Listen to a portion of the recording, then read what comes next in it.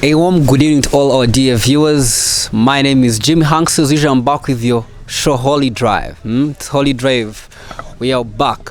Big upon Damas, Harsuits, and Musa. They're the guys who designed me to come on set. I love you so much. And of course, big upon my producers Mose and Hafizo. Yeah, thanks very much for what you do to push this show where it is tonight. As usual, tonight tuvuddewo mu town now ne tutambula. We've gone to a place called Nansana. I'm in a different setup. I'm having beautiful kids. I'm having a father to the many. We are bringing to you the second edition or second episode of the Richie Zion. A man who began from the streets of Kampala, once at KIFESI. Today we are seeing him touching many lives. I must say that I'm really surprised what I'm seeing here, but it's just so I'm really amazed. And I really pray to God to bless this gentleman for what he's doing in the lives of these different children, touching the lives of so many kids. I'm seeing kids going to school. Wow, it's an amazing thing. We need to support this gentleman in all ways possible. As usual, of course, news of Kogera Nebucha, but I'll take a small break. Then I'll bring on board the gentleman behind what you're seeing tonight.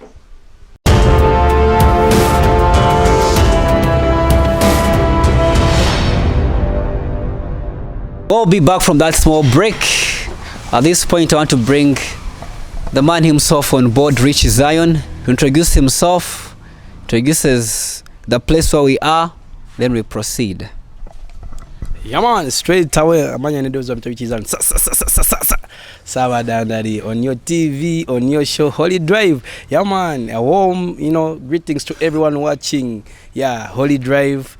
I'm here, your boy.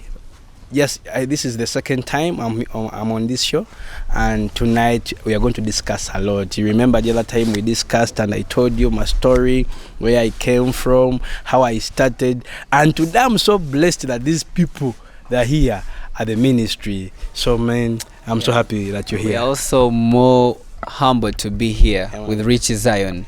Madi ndaba Richie Zion kumekutu nekati madi njagala ntukewo obera ndabe bine bintu are they real over Moses Zamora, but I'm humble that things are real, children are there, and I know God will bless you for what you're doing.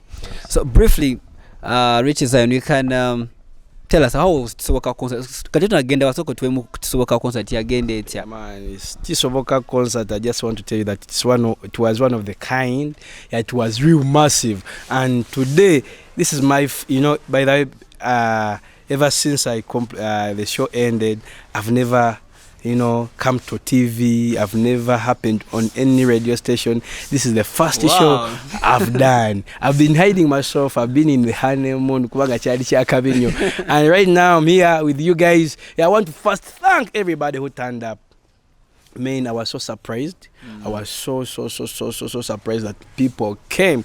Guys came and really it was so massive, and people showed me love. I never knew that I can gather all that audience. I know. I just want to thank everybody who turned up for Tisoboka concert, and these guys paid money, and really it's really amazing that we are still collecting money. Money is still coming on our accounts, really, because we are buying this house. Wow. Yeah, this is the house we are buying. We are buying this place, 300 million. So I want to thank everybody who turned up. I want to thank this guy called Bry, man, this guy and the management, manager Ian Lana. You guys, you're so good. You guys, you blessed my day. I want to thank every artist who turned up. The Damascus, my friends from the Worship House, my pastor was on Bugembe, and my church. May God bless you. I want to thank everybody. My team, I have a sister here called Whitney. My team, we had a team, an hashtag saying that a team when cozy. So try now and a team when cozy. This team was so good. It had strong men who worked for the show, and they were fighting that to fune nyumba. Guys, good news is we are buying this house. We are soon buying this house. And if you're still there and never turned up for the concert, you can still send your contribution, because by the end of this year, when we're going to buy kubanga chisoboka. What's the number? Yeah, in number is 0702. Yeah, most of the time because kubanga tuna hashtag nti landlord together mojam by the end of this year. So 0702 48 70 70. That's Airtel. 0702 48 70 70. 0775 54 34 62. 0775 54 34 62. This is a number esoka eleta manya Miriam Naswali mami wange edako eleta manya gange ziwa Richard. You can reach me, call me, send that contribution, send any food, because we have over 250 kids here. We are taking back over 150 kids to school. Yeah, this is Mbanubavu de Kosomero. So they are studying, and we have a lot, but I know me and you, we can make it to say that we can, make Jesus famous through helping these kids, and these kids are massive. We're going to take the one supporting other kids, so we can do it together. Gospel Rise Islam Ministries, preaching the gospel to the slum kids. That's my duty. That's my purpose. That's what I'm doing. All these kids, nawasange yo muzigeto wa you number single mothers mu buyumba bwabwe right now they're in Christ. So you can join us as we make this and to understand nga twabana tubajja ku street. Mukama akikubalire. Truth Zion, during the concert, how did you feel? Wala ngo gatherings abantu bonna ne wasanga oli ku stage, what went through your mind? Nojukira je wakulira hasoze wayita, how did you feel at that particular moment ngoli ku stage ngoma zo chikuba? Amazima nange nasoka nentunuya abantu yakwaga nasoka nekube esimu awo maga story kiri kyamaga papa zalinga saa 9:10 nangamba ekintu kyajjude dda saa 9 tujugina mu gospel show zitandika sawa mubinga n'abantu banakujja ni saa 9 kati nenga byaddala manga byaddala kati we natuka wenyeni awo bana natuka sawa emu nyanzizo okuyimbira abantu nendaba abantu nzawe we nakoma okutegeera nengamba mukama kati bikimu kivuge kubanga nze awe nawungira era natuka ku stage went nenkwata microphone nenga kati mukama lead me the way you want me to sing for your people. But we were so amazed that we did non-stop action of live music, gospel and dancer. So it was so nice. People came in. Pastor Justin Nabosa, you came and fundraise. She was fundraising for us, and people never pledging what we could send. I want to thank this guy Craze, yeah, good for Craze. This guy, the worshiper, one of the youngest worshipers we have in our country, and he's so nice. So it was real nice.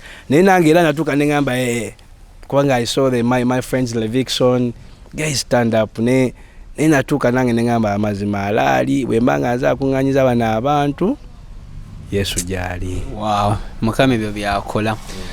I want to be a bit brief. We have a very long story today. We have children here, we have you, their fathers. I want to be a bit brief, so all the questions I will be firing should be a bit brief.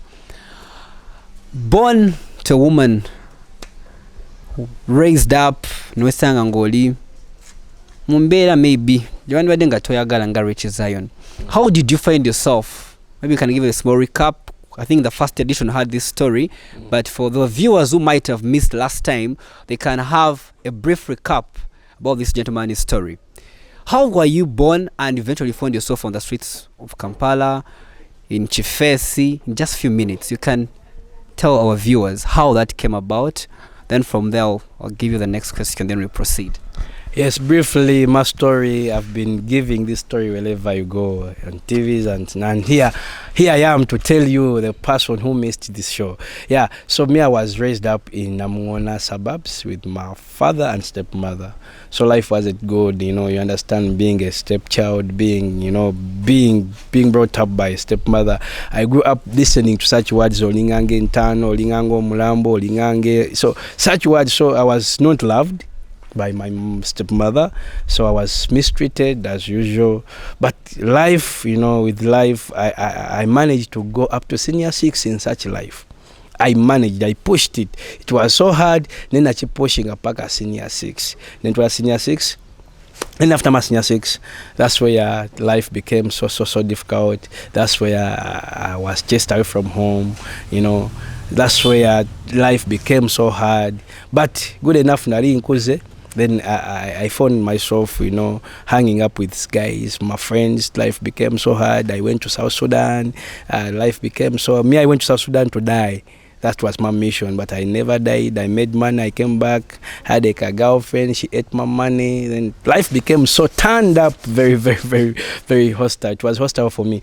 Then I joined a ghetto in Mengochi, Gambia. That's where I think my life, you know, obutufu weyatandikira ddala because then I enjoyed naimbia kusaga. So I faced hard life in Chijambia, Mengo ghettos. That's where I turned up a gangster.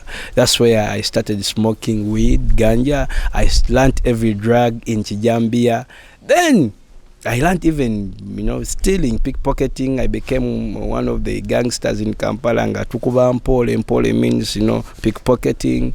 Yeah, I started leading a group of over 50 boys. Bakubi bandoli. So it was a lot. So So I started leading a gang of 50 boys. During the day we are taking drugs. At night, tulumba abantu netutandika baba. So that was us, and really it was really nice. Bad, stealing people. For us, so that was my life. Then 2016, that's where we stole a phone from Nakumati, and in that phone I found a song called Olika Tonda by Pastor Justin Abosa. Then that's where I got to know about God. After stealing that phone, that was 2016. Yes, 2016. That was a year when the Catholic Pope was coming to Uganda. That was a year of presidential year. It was a tough year for us, the gangsters. But by that time, I gave my life from Pastor Bugembe's church.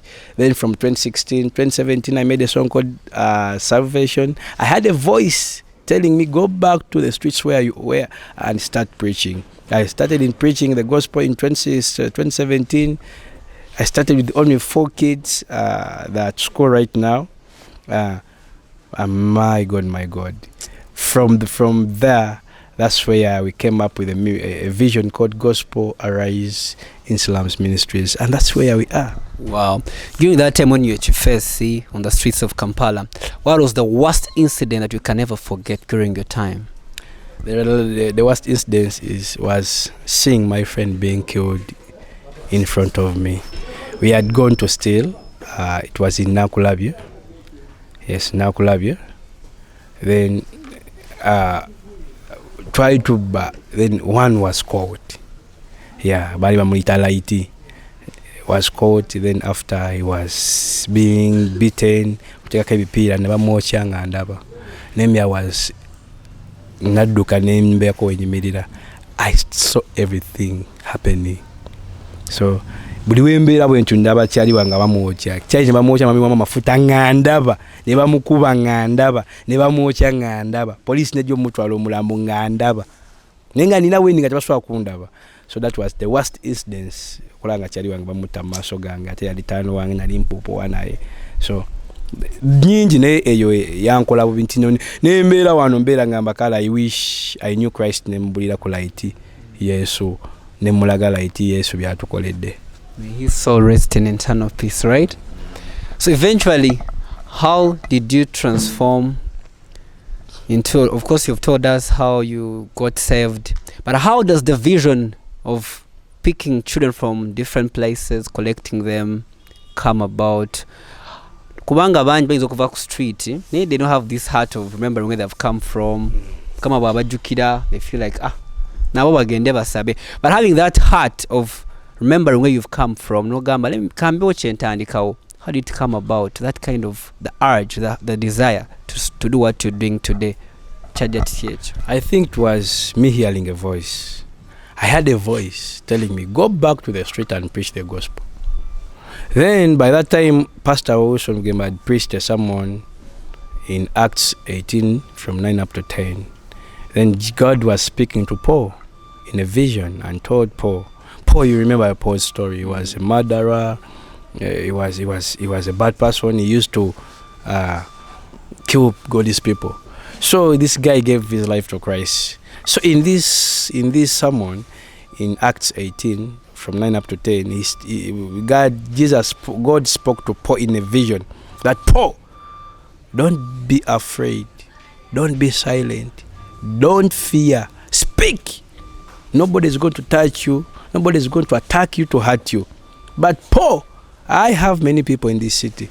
So that's the sermon pastor preached, and he told me, I'm seeing a young man there seated. He wants to start up something, but he's saying, where will I get money? But here, Jesus is telling you that there are many people in that city. You just start, you're going to be helped. So those words Pastor Wilson was speaking to me. That's why I had a voice telling me, go back to the street and preach.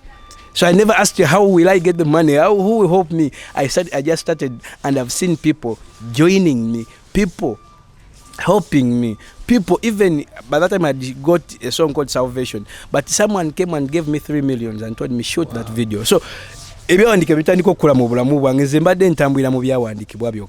so I had a voice, then I just obeyed the voice. Up to right now, I'm still obeying the voice. Began by faith. By faith. The home. Yes. How many kids were there at the start? We have 4 kids, and here I have only. You can stand up. I have this one. Others at school.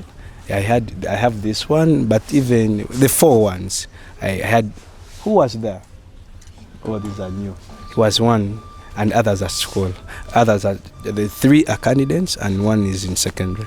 How do you feel when you look at the kids you picked when they were still very young? Today they have grown up, they're into big men. How do you feel when you look at these kids around you, calling you Papa?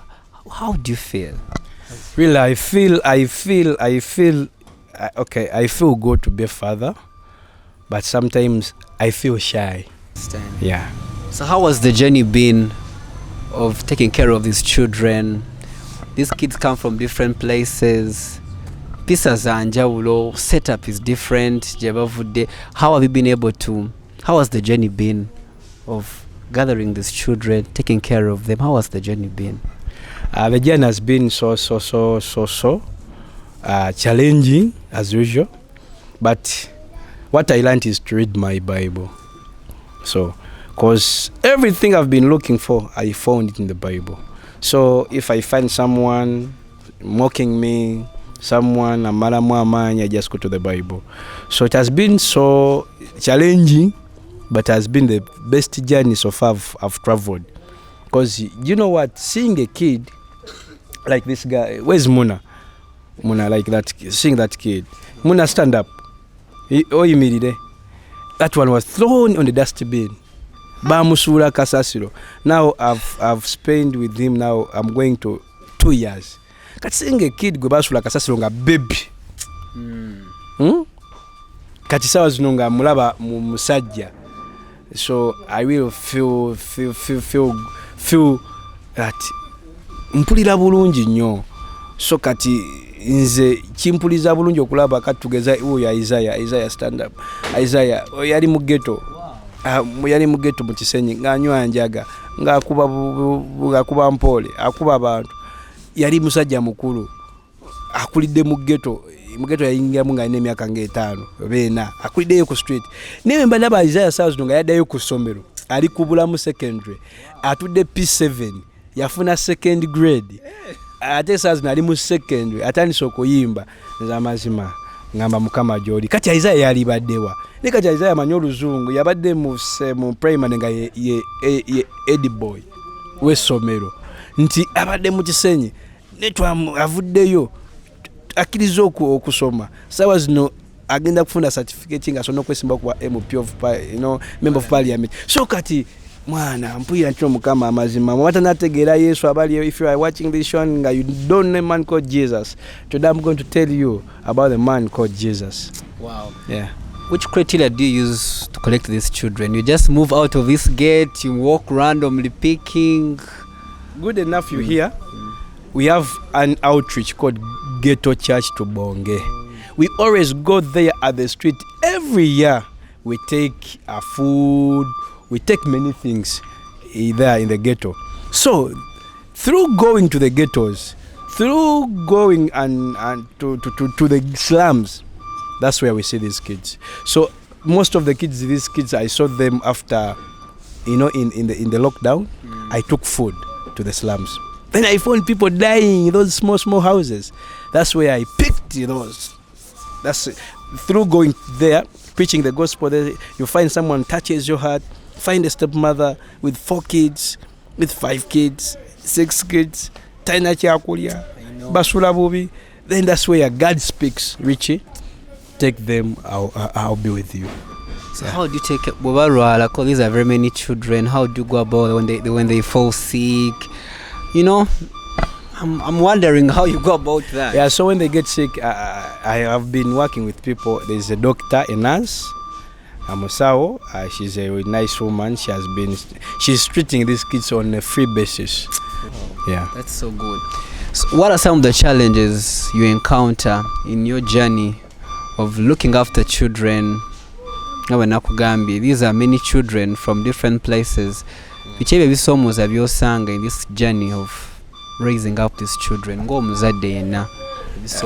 Ebisomoza is raising up a kid. Nga Isaiah watuse.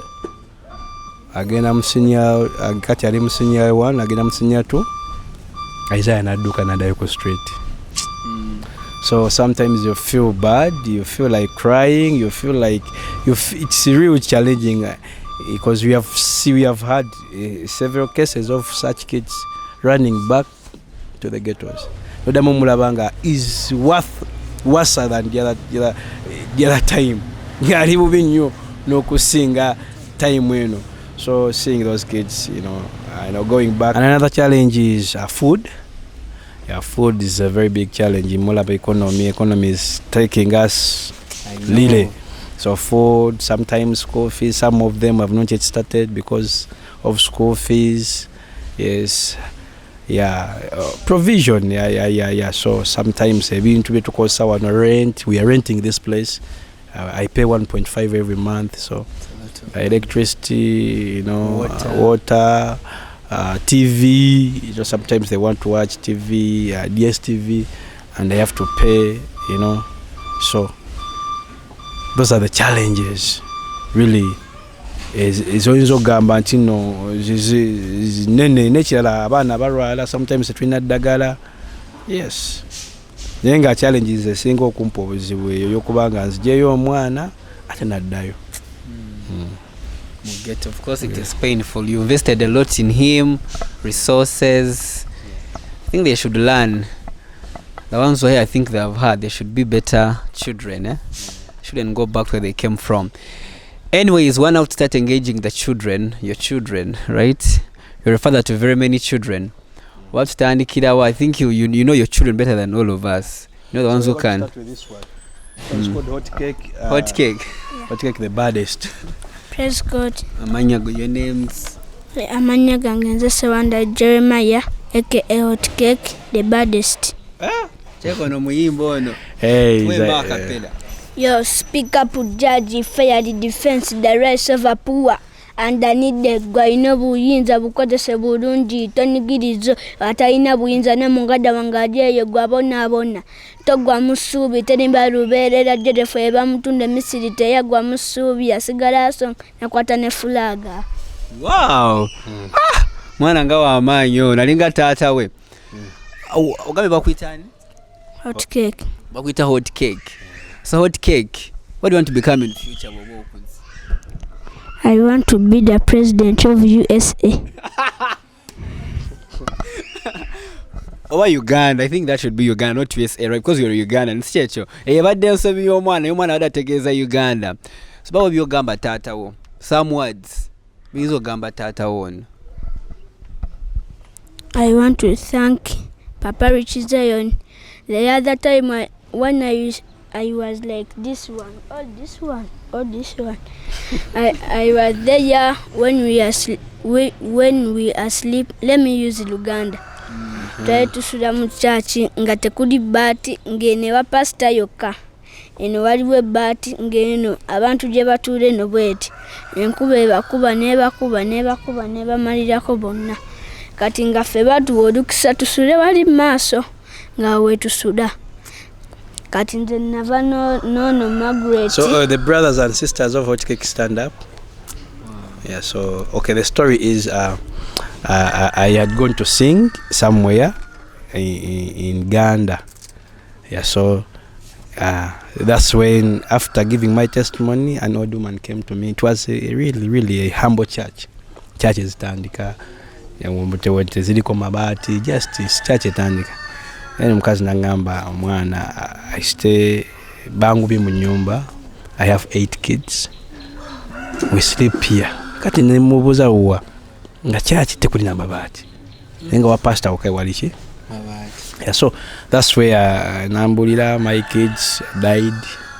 Then nebandekera bazukulu of HIV, and you know I'm here with these kids really struggling. Some of them jebali basobola kweyamba naye nage kinemeredde nga maama oba jjajja waabwe nani akaba muzukulu nyamba mpulidde oyamba abantu. So I was so touched. Then I brought them. Now we have moved how many years? 3 years. Now 3 years. Yeah, there's this one, there's this one, there's this one. Others, waliwo omulamu tashakila mami we yamutute, ye mami we wali ne mami we ndo zafunye kusenagamba now I can take care of my child. Then others benkugambe abamu bali balalunyo, they ran back. Ne batandikwa okuba ku street, utandikwa obulamu bwabwe. So ne I want to thank God that at least I have these 3 right now. Yeah. Ngiono noyo mwala. Then noyo. Wow. Yeah. Tuniyo mwana omulala. So experience. I want to speak that many kids. So okay, this guy, come Moses. Moses' story is so touching. That's, you know, everybody's story is touching, but Moses' story is so touching. Moses tamanyi kwogera n'okujja kwogera Oluganda. Moses ono the mother came here ng'akaaba. Moses, the mother was raped. So natandika safari nga talina buyambi. So time netuuka nga mu lockdown yawo ng'agenda kwetta. Talina watwala mwana. Obuzibu bungi. Talina mmere ali mu kayumba. So yali atambula. Nawulira nga we are praying. Every Sunday we pray. Then I started preaching someone, then she started crying. I've been moving and nonya kwakwetira n'omwana. Then nonya kifo wetusobola okunywera obutwa tufe. So that's when I preached to her. Then I told her, Mommy, I'm your sis brother. Give me this boy nampo omwana tumuzayo ku somero. Mami nemugamba nemwayo ko some little money. Yeah. Then Mugamba, you've got a home. Every Sunday, come and be praying. So that's how I got Moses. Right now, Moses is a good boy. How are you, Moses? I'm fine. Fine. Yes. Mami yali atya? Soko babulire mukawe byali bitya? Kyomanyiko. Yogera bulungi. Yogera. Byali bibi. Twatoba nnyo. Twayisibwa bubi. So Moses bayisibwa bubi nnyonyo. Gwe kyonomanya bakwata nga n'obutwa nga babulina anoonya bunywe bafiire ku kkubo oba. So netubeera ne Moses. Ne kati Moses mwana w'amaanyi asamba n'omupiira. Tosamba mupiira kati? Wagira Liverpool oli wakabi. Twagira Man U. Okay. Twalafunayo nga batano katuuzayo nga basatu. Waliwo omulala wano. Nywera Soweed. Uncle Sowe jangu. Uncle Sowe musajja w'amaanyi nnyo. Uncle Sowe akkiriza okusoma. This guy baali bayaye b'omunansana nga bayaye nnyo nga babbi nga bwana buto naye nga bulonda scrap nga yebukusanga bujje waka wano ne bulonda buli kimu ne bubba. So through Ghetto Church Bonge tubabulira ya 16 boys. Ne Soweed yali omu ye eyagona n'agamba nze mbitadde n'alokoka. Kati mazina emyaka emeka? We are going to make 4 years. 4 years. Soweed yakiza yaddayo okusoma nga wadde yali mukulu munaga akaze osoma kati oli mu class primary 4 agera MP5. So yangamba ze papa kansome njabbe example eri abaana abalala bansoma ndi mukulu banki zenja kutoka ku university nja banga kangumikirize nsome. So you can also speak for yourself. So kogera Luganda so we. Manya gange nzero era Kevin. Otude ku kamera. Era njagala okwebaza, ntwala omukisa guno okwebaza abantu bonna abaddewo mu bulamu bwange nga bambeereddewo.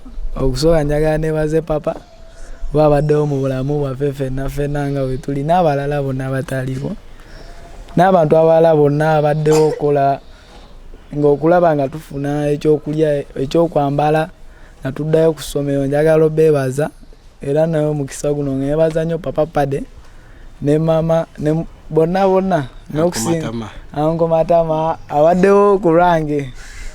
Byemba sina nalaba engato ebeyulisa ensawo n'agintwala n'antungisiza era mbwebaza mwenna. Ate daddo mumwebasiza. Mwebasiza papa. Mugamba. Mwebaza kuba nali sina nasubiriddayo ku ssomero naye yasobola nali njagala nnyo okusoma naye nga sina wentandikira naye we yaŋŋamba okuddayo ku ssomero namanya nfunye omukisa gw'amaanyi kuba ewaffe bonna baganda bange abasinga bakoma mu P5 P6 nze nendaba nga nfunye omukisa ogw'amaanyi okuddayo ku ssomero neŋŋamba n'okwesa guno omukisa yadde bingi ebisumbuwa naye ngumye nga era nga nkimanyi Katonda ajja kumpanguza luliba lunaku lumu. Amina. Ndi w'amaanyi. Amen. Chakabi. Yeah. So waliwo mulala banji fiki jangu fiki namakula fiki shafiki semakula olugave oyo yasinga mwana yasinga eddalu era ye mwana asinga eddalu wano kibanga bagaye bambale uniform ye tayambadde tamana jeri. So kati fiki ono mu lockdown try tugabe mmere so fiko no nengwa ku family yaabwe mama ali lubuto tata bamukuba masasi nafa bine byaliwo chaos mukazi bamulekera olubuto ali nonu n'akaana akawala akalala ne maama we abasula mu fumbiro. So kati nentunyulira omukyalo oyo bwali omutana Kaweesi ne mu postika ku social media zange zonna emujjako abaana bano ono ne muto we Serena then n'omukyala ne mujjayo gyali netandika omulabira paka we yazaala omwana n'omwana yabambaza omwana muta Favor. So netandika obayamba family eyo kati yafuuka family yange yafuuka abantu bange era okuva ku maama n'abaana. So kati ono Fiki ne muzayo kusomero ne Serena n'omuto ne bamuzaala ali bulungi fa bamulabiridde okuvawo nga ali mu lubuto paka wazaaliddwa. Fiki buza ku bantu. Tukwata ku microphone. Morning. Fiki yefulana tayoga ne yasinga ne dalo. Fiki kayogenda wetuulire. Wow. Kati omulala omita Mutesiuda. No Hilda Mutesi. Yangu eno tusinga obuwangu. Ano Mutesiuda. So stories nyingi ne Mutesiuda ono yajja wano ewaka wange yajja wano ndoza yaliaze kwetega kati mukwetega omwo yangambye ayagala kusula alabe TV nemugamba ndaba film tukwanga tuba ne movie night every Friday. So yali ayambadde bubi nnyo ng'omwana omuwala Munyarwanda muwala mulungi nnyo ayambadde bubi nnyo. So kikyankomako nenyumyamuko naye nangamba sisoma naye nsoma naye abamperera bandeka nembeera nejjajja naye wakawa bibi nnyo mugamba gendo lete jjajja naleta jjajja nanjira nanyonyola story ye ntandika omuweerera kuva P6 natwala P7 kati ali kusinya ali musinya 1 ku Wakiso Christian Academy naleta ne brother we. So ntandika obayamba. So Hilda, you can speak for yourself. Praise God. Amanya gange bamta Mutesi Hilda. Yanga ntwala guno mukisa okwebaza Papa Richie Zion kubanga abaddewo ku lwange teyandekerera ne mu kaseera kali kubanga nze nali mu primary 6 yes nali njagala okusoma naye nga school fees tewali. Papa nenzija naŋŋamba ngenda kukwatirako nkuyambe. Nali manyi ngenda kukoma mu primary 7 naye nankwatirako nengenda mu secondary era nsomera ku Access Christian High School. Nze gwalaba nsaasula emitwalo 8. Naye nebaza Mukama kubanga papa aziwaayo nga teyeseemu wadde era nsaba Mukama ayongere ogaziya ensalo ze era amuddizeewo. Wow. So those are the stories. What will Papa Pade? Papa Pade. Nekatyo yafuuka papa wano mugana amaka. Era bambe yatulabiridde bulungi atifuddeko nga twakatuuka. Mugera lumi lwe lumu. Ya munyanko. Naye lunyanko alogera broken lunyanko. Yakolide wano. So Papa Pade yasobola okweyogera. Papa Pade buuza ku bantu. Buuza ku bantu Papa Pade. Sembera wano. Mukama waffe yeebazibwe. Ndi musajja mulokole era nga ndi mwana mu kifo kino ate era nga ndi taata mu kifo kino. So kitaffe yono Papa Richie Zion. So era tumwebaliza ddala nze yanzija najja nga ndi stranded nga sirina we ngenda kudda kubeera ng'omusajja gwembeera naye angobye ng'agenda kuwasa. Nangamba ngenda kuwasa naye noonya w'obeera. So bwe najja ne bandagira ngamba Papa Richie Zion ayamba abantu. Ku kyaki gye bamuŋŋambira nenzija waliwo omukyala eyandeeta nenzija wano eno naŋŋamba enkyakomawo. Ekigambo kye yaŋŋamba kyanzizaamu amaanyi. Yaŋŋamba feel at home. Kyankomyawo kyokka kye kyankomyawo ne manya kati nfunye ewaka owookubiri. So mwebaliza ddala abadde naffe mu mbeera yonna tatulekanga tatuddukangako nti embeera etabuse kambaddukeko no. Byonna we oba buzibu tubuyitamu ffenna bwe liba ssanyu tuyitamu ffenna abadde taata era nzamu amaanyi buli musajja ali eyo n'omukyala ali eyo todduka ku baana bo. Olaba papa muvubuka naye alabira abantu nga ffe natatulekerera abaana babano bonna bangi obwe kituuka nga basponsa tebatuwadde wadde n'ekyo n'ekikumi ye n'ayimirirawo n'akikola nga ye omusajja mu maka. So wow. Mwebaza ku lw'omulimu gwa Kama Chimwali, maybe in like 5 seconds head boy buuza ko ku bantu mu seconds ntono muyimba otuwema akapera tuwunzike. Bano bose bayimba abalala abajja tuwaayo bwena nga bayimba dancer. Yo, straight up from Kisenyi ghetto, eyo gye nakulira era nga amanya n'eddoboozi nze Isaiah 52. Njagala okutwala omukisa guno okwebaza abantu mwenna abadde bakwasiza wamu ne Gospel Rising Slums Ministry okubeera nga mulaba nti ffe emiti emito tusobola okubeerako kye tufuuka mu ggwanga kubanga obulamu bwaffe tebwali bwangu. Nze nakulira ku street, nakulira mu Kisenyi, nagenda ku street nga nina emyaka 5 kwenkulidde ye life gye mbadde mmanyi mbadde simanyi bantu ng'ekyokulya kyakwasolinga okwambala olina okwebeezaamu nga okufuna ekyokulya era kikosa oba olina okutwalamu ekitegeeza okutwala nti mmanyi okukwata mu nsawo z'abantu oba ekitegeera nsobola okubeera nga nange nfuna obulamu obuddako. Naye njagala okwebaza Katonda olwa Papa Richie Zion nti yamuleeta mu bulamu bwaffe nafuuka omuzadde gye tuli kubanga bangi abali eyo ku street abalina ssente nga naye tebasobola kukola kintu bwe kiti. Bangi abali eyo nga balina buli kimu omuntu kyeyandyetaaze mu bulamu naye nga tebasobola kukola kintu bwe kiti. So nze njagala okwebaza Papa Richie Zion nti yeewaayo ng'omuvubuka omuto nasobola okubeera ng'akwata ku bulamu bwaffe naffe tusobole okukyusibwa. Wali emirembe gye twagenda, wali emirembe gye twasenga, wali emirembe gye twatuuka mu Yesu, eno gwe byakyuka. Sing. Amu Yesu, amu Yesu, amu Yesu, eno gwe byakyuka. Wow, yes. You have a very beautiful voice. Yeah, man, our groom is bulungi. Yeah, man. As we wind up, I know we can talk and talk. These are very many children. We shall get another 3rd episode, and we come back for the rest. But for you have to stop there. Maybe before we wind up the show, maybe they can have a song. Maybe you can give us a cappella all of you. But muyimba.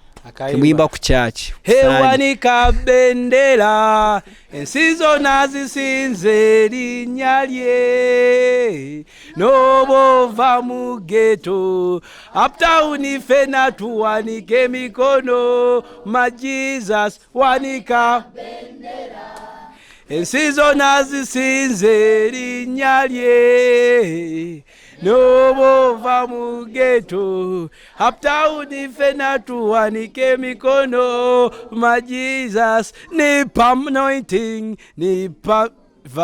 nipe favor hey, see the ghetto kids, see the street kids preaching your name to the nation.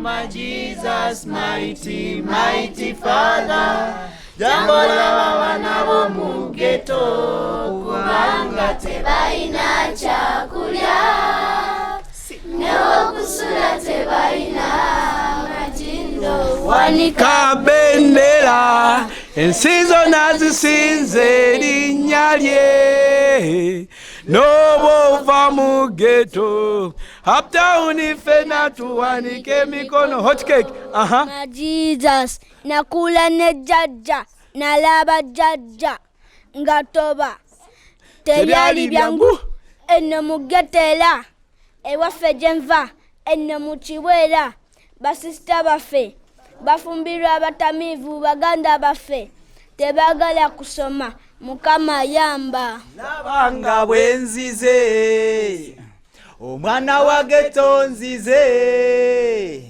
ng'emyala jazawa munange jazika uwe nandiyiseka munange wagenda engoye zayulika munange mpeye mpya engato zabula munange mpeye mpya tambula mpola munange sekona nako webichupa nako amafuta ogusemba wanika bendera ensi zonna zisinze erinnya lye majiza n'obova mu ghetto uptown fena tuwanika emikono straight out arichizan sa. Wow, your last remarks. Yeah, my last remarks chenzo bagamba abantu bange abantu abatulaba abantu abagala Katonda kankubulire bisoboka kisobokera ddala mwana mama gwali eyo nkulaba you want to start up something, you have a good heart, you want to start up a company. Let me tell you ebintu bisoboka. Amina zikati nali mwana kubalanga swa I cannot even buy 2 chapats. Right now I'm driving myself. Kisoboka. Right now nali nsula bweru. Right now mpangise nyumba ya milioni emu n'ekitundu kisoboka. Amina nali sirowooza nga kugula ttaka mu bulamu bwange saa zino ndi mugula ttaka lya milioni 3 kisoboka. So it's possible in Jesus. So just turn to Jesus, just give your life to Christ. Ate nawe ali mu Yesu mulimu abali mu Yesu nga mulemesa abantu okujja mu Yesu ng'ebikolwa byamwe ebigoba abantu. You can also change and be akapande akalagirira abantu eri Yesu. May God bless you. I love you. Just be that signpost eragirira abantu mu Yesu kubanga mu Yesu mwoka mwe muli essuubi, mwe muli eddembe, mwe muli essanyu. Kankwire kankiddemu mu Yesu mwoka. Oyinza okuba olina gy'oli naye kankwire kino mu Yesu mwoka mwe muli essanyu, mwe muli eddembe, mwe muli emikisa, mwe muli ssente, mwe muli future. Mukama bampeera omukisa. Your social handles? Yeah, my social handles Richie Zion. Everywhere Richie Zion, Richie RICHIE, then ZIO, and that's Richie Zion 256. Richie Zion 256, that's Twitter. Richie Zion Uganda, that's TikTok. You can go and find me TikTok. Facebook Richie Zion. Instagram Richie Zion. So everywhere Richie Zion. And I have a new song up next, Olujia. Yeah, Barita Church Disco. It's it's one of a kind. Church Disco up next, which is on Sabadandali. Nazeyo mujiri eminembe jiri ejedda. Eja disco. Ne atenga disco tukera jukubanga ya Yesu. Ata abantu balokoke. Atenga mutisoboka version. May God bless you. Stay on this, show. Mbako nze. Oja kunda abanga. Mbako. Holy Drive. Yeah, sure. Straight away. Kama bampero mkisa. Amina. Thank you very much, Mr. Richie Zion. We've come to the end of this show. I want to appreciate everyone who's been watching us from the beginning to the end.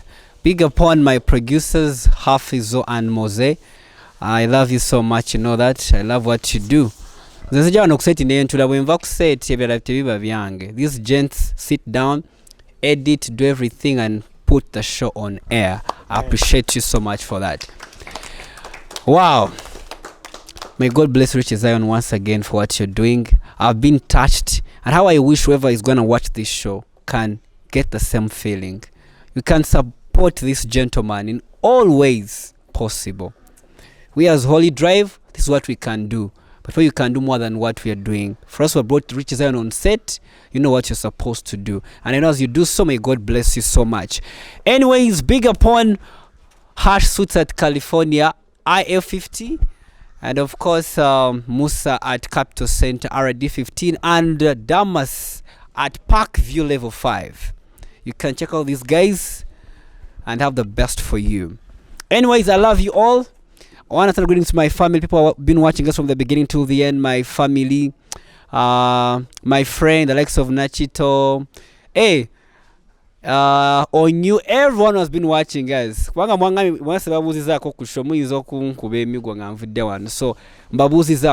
thank you very much. I love you all. It's been Jimmy Hanks. But before I leave this show, what Richie Zion is doing today, that's the greatest investment you can ever make. You can set up buildings and you can do all investments and people forget you in a blink of an eye. But touching lives, like what he's doing today, is a lifetime investment. And if Richie Zion is no more, these children are going to be his fruits. They're going to keep on pushing his legacy. How I wish we can all try to do something in our time before we leave this world. Because life is too short. I love you all until next time. Akume atakumira mpera.